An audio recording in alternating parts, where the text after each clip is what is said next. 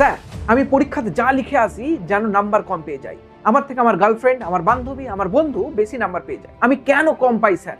আমি পড়াশোনা করি, আমি ভালো করে রিভিশন করি, তারপরেও পরীক্ষাতে কেন নাম্বার পাই না? কারণ তুমি খাতা সাজিয়ে আসো। আজকে কি করে খাতা সাজাতে হয়, কি করে স্যারকে হ্যাক করতে হয়, স্যারের খাতা দেখার নিয়মগুলো জানতে হবে, সেটাই আজকে আমরা করব। আজকে আমি উচ্চ মাধ্যমিক 2018-তে 5 র্যাঙ্ক করা আমার একটা বন্ধু পরীক্ষার খাতা সাজানোর কৌশলী আলোচনা করব। তাকে কিছুক্ষণ আগেই, ভিডিও বানানোর আগেই আমি তাকে কল করে জিজ্ঞাসা করলাম যে বহু স্টুডেন্ট আমাদের টিমকে মেসেজ করছে, আমার বহু কমেন্ট বক্সে কমেন্ট করে যে স্যার সংশোধনী সিরিজ তো আপনি নিচ্ছেন যেখানে প্রত্যেক কোশ্চেন ধরে ধরে আলোচনা করেন, কিন্তু বাকি সাবজেক্টও কি করে লিখবো বা একটা প্রপার খাতা সাজানোর নিয়মটা যদি একটা সেপারেট ভিডিও করে বলেন ভালো হয়। সেটা যখন তাকে শোনালাম, সে তার উচ্চ মাধ্যমিক বহুদিন আগে দিয়েছে, 2018 সালে, প্রায় 7-8 বছর হতে চললো। তখনকার অভিজ্ঞতা সে বেশ কিছু পয়েন্ট আকারে আমাকে বলেছে, যেটা আমি নিজেও আমার MBBS এ যখন পরীক্ষা দিতাম তখন অ্যাপ্লাই করতাম। সেগুলোরই একটা ইন্টিগ্রেটেড ভার্সন আজকে বলবো। শুধু বায়োলজি না, ফিজিক্স, কেমিস্ট্রি, ম্যাথামেটিক্স থেকে শুরু করে আর্টসের সব সাবজেক্ট যেখানে তুমি লেখো না কেন, সেটা মাধ্যমিক, উচ্চ মাধ্যমিক, যেই পরীক্ষায় হোক, প্রত্যেক পরীক্ষাতেই তোমার নাম্বার তুমি যা ভাবছো অ্যাকিউরেটলি সেটাই পেতে পারো। শুধু অবলম্বন করতে হবে তোমাকে এই পদ্ধতি। হ্যাঁ, পড়াশোনা যদি না করো, তোমার যদি ডেটাই না থাকে, তোমার যদি নলেজ না থাকে, এই পদ্ধতি অবলম্বন করে তুমি ফুল মার্কস পাবে না। প্রথমে ডিসক্লেমার দিয়ে দিলাম, কারণ বহুজন ভাবে যে পড়াশোনা না করে খাতা শুধু সাজালেই নাকি নাম্বার হয় না। খাতার মধ্যে কন্টেন্ট না থাকলে তুমি ফুল মার্কস পাবে না। হ্যাঁ, তোমার কিছু জানা নেই ভালো করে, তুমি কোশ্চেন আনকমন পেয়েছো, এই পদ্ধতি অবলম্বন করলে তুমি ভালো মার্কস পেতে পারো, বা তুমি যেটা ভাবছিলে পাবে তার থেকে ভালো মার্কস পেতে পারো। তো welcome to my channel biology শেখো। আমি তোমাদের ডক্টর নওয়াজ স্যার, তোমাদের মেন্টর কাম বায়োলজি এডুকেটর। সব থেকে প্রথম জিনিস একটুখানি বলে দিই, তোমরা জানো তোমাদের পরীক্ষার যখন রিটেন কোশ্চেন থাকে তখন সেটা 15 মিনিটস আগে দিয়ে দেয় বা 10 মিনিটস আগে দিয়ে দেয়। তোমার ফার্স্ট স্টেপটাই হবে ওই কোশ্চেন পেপারটাকে কেয়ারফুলি পড়া। বহুজন আমরা কোশ্চেন পেপারটাই পড়ি না, কি কোশ্চেন জিজ্ঞাসা করেছে সেটাই ভাবার চেষ্টা করি না। আমরা দেখি যে আলেকজান্ডারের সাম্রাজ্য সম্পর্কে ব্যাখ্যা করো বা আলেকজান্ডার সময়কাল লেখো, আমরা ভালো করে ব্যাখ্যা বা কোশ্চেনটার কি মূল মানে সেটাই বোঝার চেষ্টা করি না। যেখানে বেশ কিছু জিনিসের উপর আমাদের লক্ষ্য দিতে হবে যখনই কোশ্চেন আসবে। সব থেকে প্রথম লক্ষ্য, যদি MCQ প্যাটার্ন বা 1 নম্বর কোশ্চেন আসে, সেখানে হ্যাঁ না এই শব্দ দুটোকে ভালো করে লক্ষ্য করতে হবে। বহু সময় আমরা নট অ্যাট অল এই শব্দগুলোকে লক্ষ্য করি না। এগুলো যখনই লক্ষ্য করি না, প্রশ্নটাই ভুল পড়া হয়, অ্যান্সারও ভুল চলে আসে।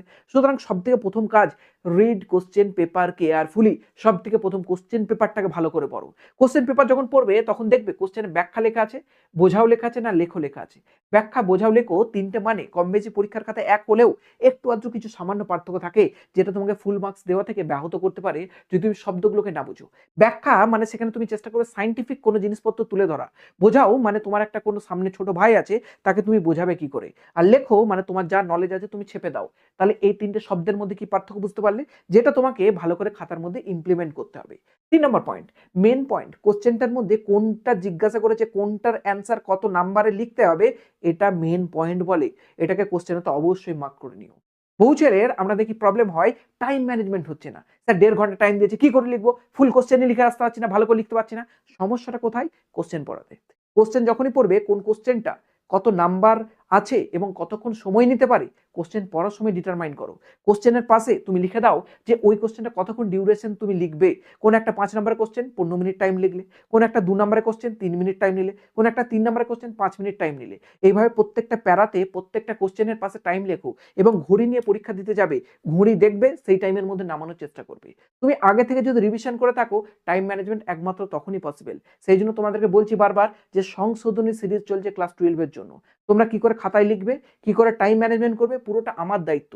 আমি তোমাদের পরীক্ষার খাতা চেক করব। তো সুতরাং যদি জয়েন করতে চাও, নিচে ডিসক্রিপশন বক্সে লিংক দেওয়া আছে, ফোন নাম্বার দেওয়া আছে, সেখান থেকে কন্ট্যাক্ট করে তোমরা কিন্তু জয়েন করতে পারো, যেখানে আমি তোমাদেরকে শেখাবো যে উচ্চ মাধ্যমিক 2026-এ ফুল মার্কস কি করে পেতে হয়। তো সব থেকে প্রথম গেল কোশ্চেন পেপার ভালো করে পড়া। সেকেন্ড, কোশ্চেন পেপার পাওয়ার পরেই তোমাকে দেওয়া হয় খাতা। খাতাটা যখনই পাবে, খাতায় ভালো করে মার্জিন টেনে রাখবে। বহু জায়গায় কোশ্চেন পেপার আগে দেয়, বহু জায়গায় খাতা পরে দেয়, বা খাতা আগে দেয়, বিভিন্ন জায়গায় অল্টারনেট যেমনই হোক, কোশ্চেন পেপার জেনারেলি আগে দেওয়ার ট্রেডিশনটাই রয়েছে। তাহলে খাতা যদি পরে দেয়, খাতায় সঙ্গে সঙ্গে অ্যান্সার লেখার প্রয়োজন নেই।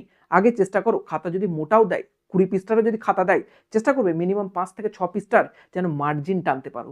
মার্জিন টানার মানে আছে, মার্জিন আমরা বহু সময় দেখেছি যে শুধুমাত্র এরকমভাবে এই দুদিকটা মার্জিন টানি, এগুলো পুরো ফাঁকাই থাকে না। তুমি চেষ্টা করবে এটা যদি খাতা হয়, এর মধ্যে এরকম একটা বক্স বানানো, যার মাথার উপরটা এবং এই সাইডটা অর্থাৎ লেফট সাইডটা যেন বেশি গ্যাপ থাকে, রাইট সাইড এবং নিচেটা কম গ্যাপ থাকলেও চলবে, কিন্তু খাতার মধ্যে অবশ্যই বক্স বানাবে।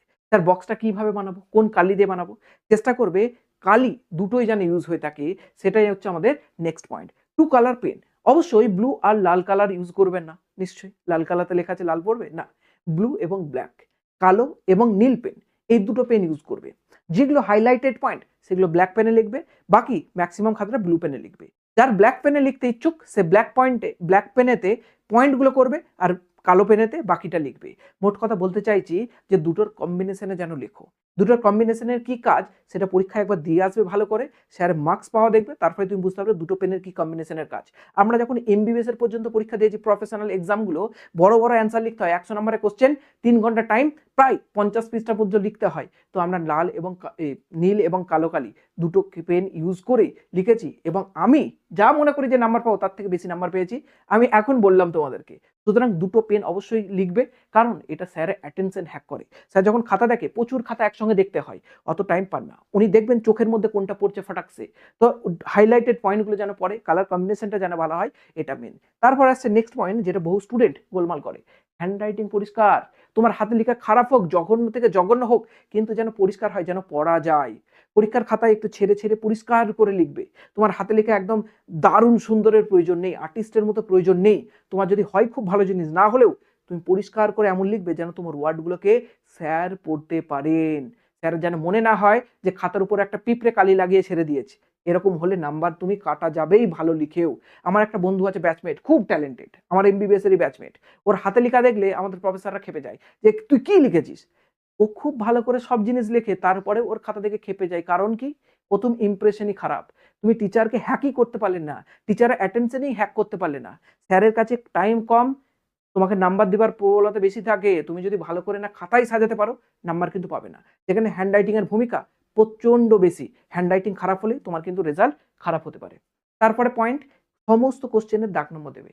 কোশ্চেন পেপার পেয়েছো, দাগ নম্বর দেখেছো, দাগ নম্বর ভালো করে দেবে। বহু স্টুডেন্টকে দাগ নম্বর দিতে প্রবলেম দেখা যায়। আমি বলেছি কোশ্চেন ধরো, কথার জন্য বলছি 1 নম্বর কোশ্চেন আছে, 1 নম্বর এখানে বড় করে দিলে, 1 নম্বরে ধরো ছোট কোনো একটা ভাগ আছে, ধরো এ ভাগ আছে, তাহলে এ এখানে লিখে এইভাবে লিখবে। যত প্রশ্নের দাগ নম্বর পুরোটা মার্জিনের ডান পাশেই থাকবে, সরি এই লেফট সাইডেই থাকবে।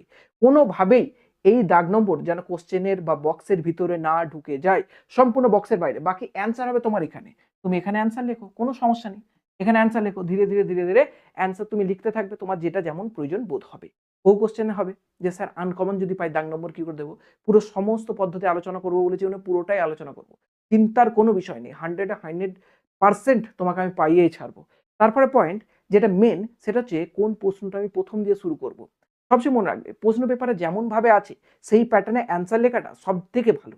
এবার তুমি যদি হও মিডিওকার স্টুডেন্ট, তুমি কি করবে, তুমি কোশ্চেন কিছু কমন পেয়েছো, কিছু কোশ্চেন কমন পাওনি, কিছু কোশ্চেন বুঝতেই পারছো না, তাহলে কি করবে, তুমি চেষ্টা করবে সব সময় তুমি যেটা কমন পেয়েছো প্রথম দাগের সেটাকে লিখে দিয়ে আসা। কথার জন্য বলছি, কোনো একটা কোশ্চেন পেপার পেলে 2 নম্বরের কোশ্চেন আছে 3টে, 3 নম্বরের কোশ্চেন আছে 4টে, 5 নম্বরের কোশ্চেন আছে 1টা, তুমি 2 নম্বরের 3টের মধ্যে হয়তো 1টা বা 2টো কমন পেলে, প্রথমে ওটাই লেখো, প্রথমে ওটাই লেখো।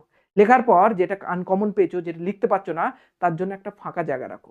প্রথমে আনকমন কোশ্চেন অ্যাটেম্প করবে না। কেন আনকমন কোশ্চেন অ্যাটেন্ড করবে না সেটা একটু পরে বলছি, কিন্তু তোমার যাতে কনফিডেন্স ঠিকঠাক থাকে, তোমার যেন প্রথমেই স্যারের ইমপ্রেশন ভালো হয়, তার জন্য তুমি চেষ্টা করবে যেন প্রথমে যেগুলো ভালো করে পেয়েছো সেগুলো লেখা। এবার স্যার যেটা ভালো করে পেয়েছি তারপর আপনি ফাঁকা রাখতে বলছেন, সেখানে যদি আমার বানানো গল্প লিখি, স্যারের তো অ্যাটেনশন প্রথমেই নষ্ট হয়ে যাবে। না বাবু, অ্যাটেনশন নষ্ট হবে না। তুমি প্রথম যেই কোশ্চেনগুলো কমন পেয়েছে সেগুলোকে লেখার পর ওই দাগেরগুলো একসঙ্গে যদি লেখো, স্যার খুশি হবে। স্যার পরে এই পাতা ওই পাতা করে খুঁজতে গেলে আরো অ্যাটেনশন স্যারের নষ্ট হবে, স্যারের মাথা আরো ফাটিয়ে যাবে। তুমি এখানে লিখলেও যেমন লিখেছো, লাস্টে গিয়ে লিখলেও তেমন লিখবে। 2 নম্বরের কোশ্চেন, 2 নম্বরের সবগুলোকে আগে লেখো। তুমি যেটা কমন পেয়েছো সেটার মধ্যে অল্টারনেট করতে পারো। কথার জন্য বলছি, ধরো 2 নম্বরের কোশ্চেন একের দাগের দেওয়া আছে, এগুলো হচ্ছে সব মার্কস 2 নম্বরের কোশ্চেন। কটা কোশ্চেন দেওয়া আছে, এ আছে, বি আছে, সি আছে, 3টে কোশ্চেন আছে। কথার জন্য বলছি, তুমি কমন পেলে সি এরটা, তুমি পরীক্ষার খাতায় লেখার সময় আগে একের সি লিখবে, তারপরে তুমি দেখছো যে বি এরটা তারপরে একটু ভালো পারবো, তাহলে বি এর অ্যান্সার লিখবে। দেখছো এ একদম ভালো পাচ্ছ না, প্রয়োজন পড়লে এর জন্য এক পৃষ্ঠা ছেড়ে দিয়ে চলে যাও, কোনো সমস্যা নেই। কিন্তু এই এটা একদম পরীক্ষার খাতার লাস্টে গিয়ে লিখবে না, স্যার এখান থেকে খুঁজতে খুঁজতে মাথা খারাপ করে দেবে। এই দাগ নাম্বারে অল্টারনেট হলেও তবুও স্যার সহ্য করে নেবে যদি তোমার লেখাটা ভালো থাকে।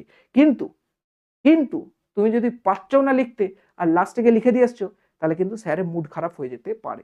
সেই কারণে তুমি এর মধ্যে তিনটের মধ্যে যেটা ভালো পারবে সেগুলোকে আগে লেখো, যেটা কম পারবে সেটাকে পরে লেখো। এটা নর্মাল পদ্ধতি, যেটা আমি অবলম্বন করি। আমার বন্ধু 5th র্যাঙ্ক করেছে এই পদ্ধতি অবলম্বন করি। ও যেগুলো পারেনি সেগুলোকে ওইভাবে লিখেছে, স্যারের ইমপ্রেশন কিন্তু তৈরি হয়েছে। এরপর আছে সব থেকে মোস্ট ইম্পর্টেন্ট জিনিস, সেটা হচ্ছে ইম্পর্টেন্ট পয়েন্টস। বহু কোশ্চেনের আমরা জানি যে কিছু ইম্পর্টেন্ট পয়েন্ট থাকে যেগুলোকে না লিখলে নাম্বার দেওয়া হয় না, সেগুলোকে মাস্ট লিখবে এবং প্রয়োজন পড়লে বোল্ড করে দেবে। ঠিক আছে, দেখো কথার জন্য বলছি, যেমন ধরো কথার জন্য বলছি, অ্যান্টিবডির গঠনে একটা পয়েন্ট আছে লুপ। কি পয়েন্ট আছে? লুপ। যারা ক্লাস 12-এ পড়ছো তারা জানো। এই লুপটা যখন পয়েন্ট করবে এর নিচে আন্ডারলাইন করবে, একে পয়েন্ট করবে, সুন্দর করে লিখবে কতগুলো লুপ আছে, কতগুলো ডাইসালফাইড বন্ড আছে। এই জিনিসগুলো তুমি যখনই হাইলাইট করবে স্যারের চোখে ফাটাকসে পড়বে। এটাকেই বলে এক্সামিনারকে হ্যাকিং করা, হ্যাক করা। তাহলে এক্সামিনারকে হ্যাক করলে কিভাবে? আন্ডারলাইন করে, পয়েন্ট করে। আবার বলেছি দুটো পেন ইউজ করবে, যার মধ্যে পয়েন্টগুলো হবে অন্য পেনে আর ম্যাক্সিমাম লেখাটা হবে অন্য পেনে। ধরো কথার জন্য বলছি এটা ব্ল্যাক পেনে লিখলে বাকি লেখাটা ব্লু পেনে। ক্লিয়ার হয়ে গেছে? Important point must be underline. Underline অবশ্যই করবে। আন্ডারলাইনে যখন কথা এসছে বায়োলজির ক্ষেত্রে একটা জিনিস অবশ্যই বলি, সেটা হচ্ছে যত সাইন্টিফিক নেম তার নিচে যেন অবশ্যই আন্ডারলাইন থাকে। আগের দিনে তোমাদের মাইক্রোব চ্যাপ্টার যখন পড়াচ্ছিলাম আমি বলেছিলাম স্যাকারোমাইসিস সেরিভিসি ইস্টের বিজ্ঞানসম্মত নাম। তাহলে স্যাকারোমাইসিস সেরিভিসির বিজ্ঞানসম্মত নাম লেখার জন্য প্রথমটা ক্যাপিটাল, বাকিগুলো সব ছোট। দুটো সেপারেট হবে, জেনাস এবং স্পিসিস, এবং দুজনের নিচে সেপারেটলি আন্ডারলাইন হবে। এই পদ্ধতি যদি তুমি অবলম্বন না করো, তুমি সব লিখে দিয়ে আসলেও নাম্বার কিন্তু পাবে না, নাম্বার কিন্তু পাবে না। বিজ্ঞানসম্মত নামের যদি রুলস মেনটেন না করা হয় নাম্বার কিন্তু 0 পাবে, পুরো গোল্লা পাবে, রসগোল্লা পরীক্ষার খাতায় কিন্তু পেয়ে আসবে। তাহলে মাস্ট আন্ডারলাইন করবে ইম্পর্টেন্ট পয়েন্টে এবং বিজ্ঞানসম্মত নামে। ক্লিয়ার হয়ে গেছে? এবার সব লিখতে লিখতে লিখতে লিখতে দুটো প্যারা শেষ হলো, কথার জন্য বলছি, বা কোশ্চেন শেষ হলো। ধরো এই মাত্র তোমাদেরকে যেমন বলছিলাম 1 নম্বরের ধরো কোশ্চেন আছে এ বি সি, তিনটে কোশ্চেন আছে। তুমি কথার জন্য বলছি 1 নম্বরে এরকম দাগ দিয়ে এ এর কোশ্চেন লিখেছো, কোশ্চেন লেখা শেষ হয়ে গেছে। এবার আবার 1 নম্বর দিয়ে বি কোশ্চেন এখান থেকে লিখতে শুরু করে দিয়েছো, গ্যাপ কিছু নেই, একদম করবে না। মিনিমাম দুটো কোশ্চেনের মাঝখানে মিনিমাম 2 আঙুল গ্যাপ দেবে, 2 আঙুল মিনিমাম ছাড়বে, মিনিমাম 2 আঙুল। এখান থেকে যেন একটা পরিষ্কার গ্যাপ তৈরি হয়। যেমনটা কেমন? এরকম ভাবে একটা যেন মিনিমাম গ্যাপ তৈরি হয়, যেন সেপারেট কোশ্চেন দেখা যায়। একদম পরপর পরপর লিখে চলে যাবে না, যতই দাগ নাম্বার দাও ইমপ্রেশন কিন্তু খারাপ হবে, খাতাটা দেখতে নোংরা লাগবে। মিনিমাম 2 আঙুলের গ্যাপ অবশ্যই দেবে, মানে দুটো লাইন ধরে যাবে সেরকম গ্যাপ অবশ্যই দেবে, যেন স্যার বুঝতে পারে যে সেপারেট কোশ্চেনের অ্যান্সার। বোঝা গেছে না যায়নি? সেপারেট কোশ্চেনের অ্যান্সারের জন্য ভালো করে লিখবে। প্রয়োজন যদি পড়ে কোনো একটা পৃষ্ঠায়, যদি প্রয়োজন পড়লে এটাকে তুমি মিটিয়েও দিতে পারো। যদি খুব নিচে পর্যন্ত লেখা চলে আসে, ধরো লেখা এত পর্যন্ত লিখতে লিখতে চলে এসছে, এখান থেকে কি দ্বিতীয় কোশ্চেন শুরু করবে? না, দ্বিতীয় কোশ্চেনটা এখান থেকে শুরু করবে না। দ্বিতীয় কোশ্চেন 1 দাগের বি, এখান থেকে দাগ নম্বর দিয়ে এখান থেকে আবার শুরু করবে। এটাও লিখতে লিখতে যদি এতটা পর্যন্ত চলে আসে, এখানে 1 দাগের সি কি শুরু করবে? না, একদমই না, একদমই না। নেক্সট পেজে চলে যাবে। তাহলে এগুলো হচ্ছে ছোট ছোট রুলস, যেগুলো তোমাকে মেনটেন করলে তোমার খাতার সৌন্দর্য বাড়াবে বা তোমার সম্পর্কে স্যারের ইমপ্রেশন কিন্তু একটা ভালো তৈরি হবে। সুতরাং এই জিনিসগুলোকে একদম মিস আউট করবে না। এতটা পর্যন্ত গেল। এবার আসি স্ট্যান্ডার ব্যাপারে। বিভিন্ন সময় আমরা দেখি যে একটা সেকশন 1 নম্বরের ধরো কোশ্চেন কতগুলো আছে, 2 নম্বরের কোশ্চেন কতগুলো আছে, এগুলো যখন থাকে তখন আমরা সব পরপর ওই কোশ্চেনের মতো লিখে যাই। না, 1 নম্বরের কোশ্চেন যদি থাকে, ধরো কথার জন্য বলছি এটা ডি শেষ হলো, A B C D 4টে question ছিল, 2 নম্বরে শুরু হচ্ছে এ বি সি ডি। তাহলে তুমি চেষ্টা করবে যে এখানে এরকম করে না লিখে চেষ্টা করবে যেন 1 দাগের ডি, ধরো কথার জন্য বলছি লিখছিলে এইভাবে লিখছিলে, লিখতে লিখতে এখানে শেষ হয়ে গেলেও এখানে লিখবে না, এইভাবে চেষ্টা করবে সেকেন্ড পেজে গিয়ে সেকেন্ড সেকশনটা লেখার। এটা ধরো মার্কস 1 এর ছিল, এটা ধরো মার্কস 2 এর, তোমাকে এইভাবে মার্কস লিখতে হবে না, মানে জাস্ট আমি বোঝানোর জন্য বলছি। তাহলে 1 দাগেরটা একটা লিখে শেষ হলে নেক্সট পেজ থেকে গিয়ে লিখবে। এটা কিন্তু তোমার ইমপ্রেশন বাড়াবে খাতাতে। আবারও বলছি, আমি যা জানতাম তার থেকে আমি বহু বেশি খাতাতে নাম্বার পেতাম, এই পদ্ধতি অবলম্বন করতাম। আমার এমবিবিএস লাইফের পর্যন্ত বলছি, আমি এমবিবিএস লাইফে পর্যন্ত এই পদ্ধতি অবলম্বন করে আমি যা পাবার এক্সপেক্টেড তার থেকে অনেক বেশি পেয়েছি। বুঝতে পারলে? অথবা আমার থেকে নলেজেবল যে বন্ধু তার থেকে আমি ভালো নাম্বার পেয়েছি। এই পদ্ধতি অবলম্বন তোমাকে করতে হবে। তুমি একবার পরীক্ষা দাও, তুমি রেজাল্ট ঠিক বুঝতে পারবে। এবার আছে সবথেকে ইম্পর্টেন্ট, যেটা আমাদের বায়োলজির জন্য জরুরি, সেটা হচ্ছে ছবি আঁকার কি নিয়মাবলী। আমরা ছবি দিয়ে আসি, ভাবি যে 5-এ 5 পেয়ে যাবো, ছবিতে এঁকে দিয়েছি কিন্তু নাম্বার পাই না। কেন পাই না? পদ্ধতি অবলম্বন করোনি, ভালো করে মনে রাখো। এটা যদি পরীক্ষার খাতা হয়, ভিতরে মার্জিন করেছো নর্মাল জিনিস। ছবি আঁকার জন্য পুরোপুরি একটা এরকম আবার ভিতরে বক্স বানাবে। প্রয়োজন পড়লে এই বক্সটাকে একটু গা ঠেলে আঁকবে, এই বক্সটাকে একটু গা ঠেলে আঁকবে, অর্থাৎ মার্জিনটাকে গা ঠেলে আঁকবে, আর এই বক্সটাকে একটু প্রয়োজন পড়লে বড় করবে। এখানে জায়গাটা ছোট বলে আমি ছোট করে দেখেছি। এইভাবে বক্স আঁকার পরে চেষ্টা করবে নিচে একটা সম্পূর্ণ এরকম টাইপ বক্স বানানো আছে না বানানো নেই? এরকম একটা সম্পূর্ণ টাইপ নিচে একটা বক্স বানাবে। এই যে বক্স বানানো হয়েছে এরকম বক্স একটা নিচে অবশ্যই বানাবে। বানিয়ে এই ছবিটা কিসের অবশ্যই লিখবে চিত্র এটা। এটা যেমন আদর্শ একটা অ্যান্টিবডির ছবি, এখানে আমি চিত্র অ্যান্টিবডি লিখেছি, এটা কিন্তু ভুল। আমাকে লিখতে হবে চিত্র আদর্শ অ্যান্টিবডি। প্রশ্নে যেটা দেওয়া আছে সেটাই লিখবে, কিসের চিত্র। ক্লিয়ার হয়ে গেছে? ছবিটা আঁকবে মাঝখানে এরকম করে যে বক্সটা আছে, এই বক্সটার মধ্যে ছবিটা আঁকবে।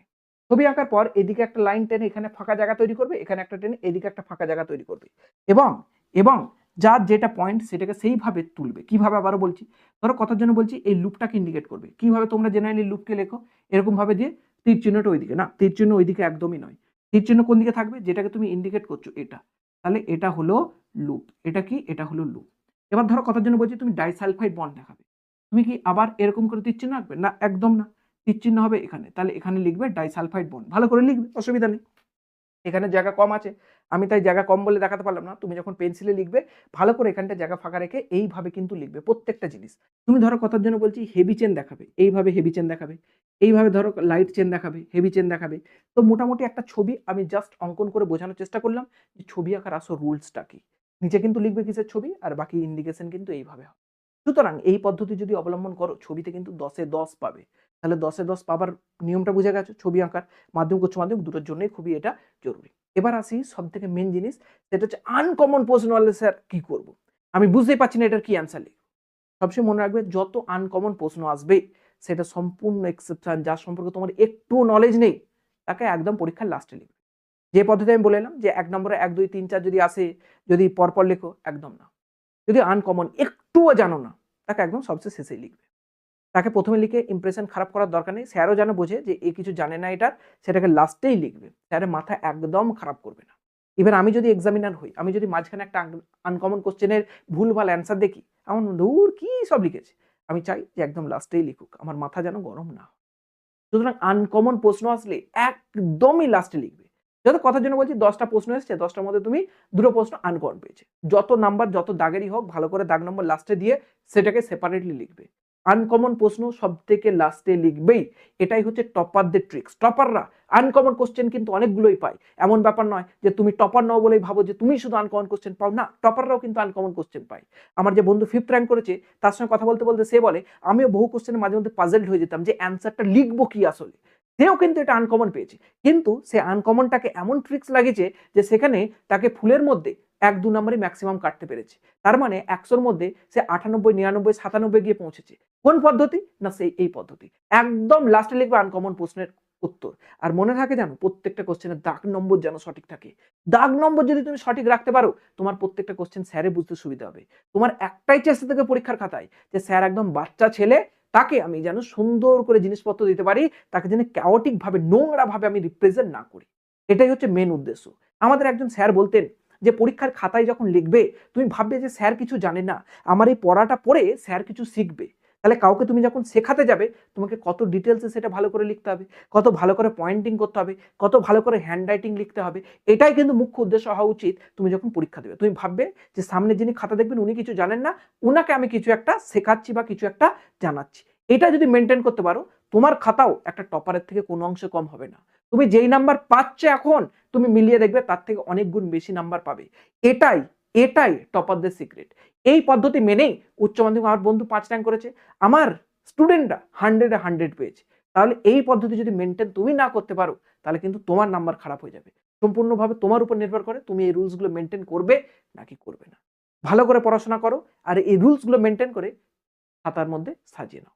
এতটা পর্যন্ত এই ভিডিও ছিল আজকের। যদি ভালো লাগে অবশ্যই লাইক, শেয়ার, সাবস্ক্রাইব করো, আর কমেন্ট বক্স অবশ্যই লিখো আমি জিতে ফিরবই, আমি জিতে ফিরবই।